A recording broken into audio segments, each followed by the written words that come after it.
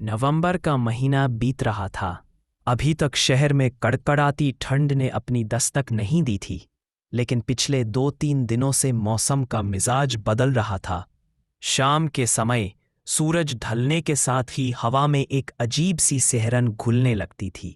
यह वैसी चुभने वाली ठंड नहीं थी, बल्कि एक गुलाबी मीठी सी ठंड थी जो किसी मुलायम शॉल की तरह शरीर को छूकर गुजरती थी। शाम के करीब 6 बजे थे। मोहन, जो रोज छत पर टहलने जाता था, आज थोड़ी जल्दी ऊपर आ गया। उसने महसूस किया कि हवा में अब वह नमी और गर्मी नहीं है। पत्तों के बीच से आती हवाएं अब कानों को छूकर एक हल्की सी झंझनाहट दे रही थीं। उसने अनमने ढंग से अपनी बाहों को रगड़ा और आसमान की ओर देखा। तारे कुछ ज्यादा ही साफ और नजदीक लग रहे थे, जो अक्सर तेज ठंड की निशानी होती है। उसे याद आया, माँ ने सुबह कहा था, अब तो बेटा रात को सोते समय हल्की चादर ले लिया करो, मौसम बदल रहा है। मोहन ने माँ की बात को तब मजाक में उड़ा दिया था, पर अब उसे माँ की बात की सच्चाई महसूस हो रही थी। अगली सुबह जब मोहन की आंख खुली तो उसने खिड़की से झांका। बाहर का नजारा पहले से बिल्कुल अलग था। पेड़ों पर अब भी पत्ते थे, पर उन पर ओस की नन्ही बूंदें मोतियों की तरह चमक रही थीं।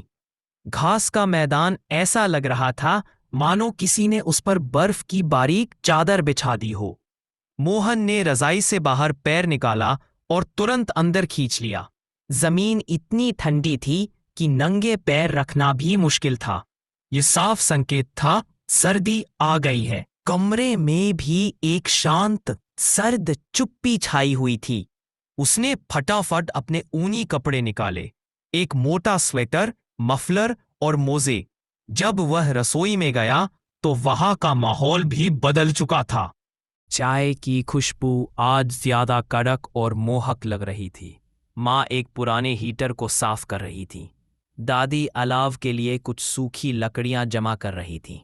घर के हर कोने में ठंड से बचाव की तैयारी शुरू हो चुकी थी। सब आपस में धीमी आवाज में बात कर रहे थे, जैसे जोर से बोलने पर ठंड और बढ़ जाएगी।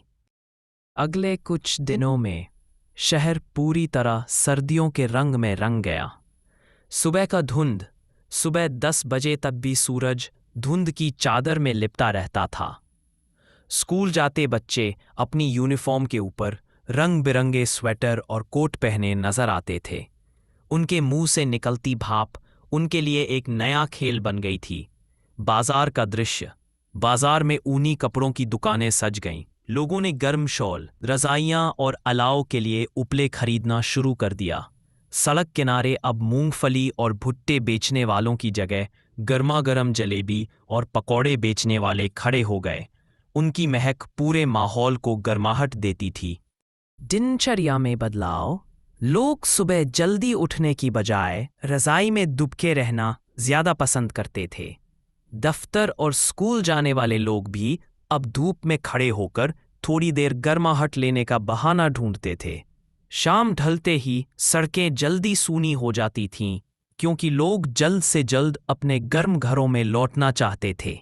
सर्दी सिर्फ ठंड नहीं लाती, ये रिश्तों में गर्माहट और साथ भी लाती है। एक रात कड़ाके की ठंड पड़ रही थी। मोहन अपने परिवार के साथ घर के अंदर बैठा था। हीटर कमरे को गर्म कर रहा था और सब ने एक ही रजाई ओढ़ रखी थी। दादी बीच में बैठी थी और बचपन की कहानियां सुना रही थीं। पिताजी अलाव के पास बैठकर हाथ सेंक रहे थे। मोहन की छोटी बहन गर्म गर्म गुलाब जामुन लेकर आई और सबने मिलकर उन्हें खाया। उस क्षण मोहन को महसूस हुआ कि असली सर्दी यही है। यह वह समय है जब प्रकृति हमें मजबूर करती है कि हम एक दूसरे के करीब आएं। रसाई की गर्माहट, हीटर की लालिमा और परिवार की आवाजें, ये सब मिलकर ठंड को दूर भगाते हैं। मोहन ने माँ के कंधे पर सिर रखा। बाहर हवा तेज चल रही थी, लेकिन अंदर इस छोटी सी दुनिया में प्यार और गर्माहट का एक अटूट बंधन था। उसने मुस्कुराते हुए सोचा, हाँ, सर्दी आ गई है और ये कितनी खूबसूरत है।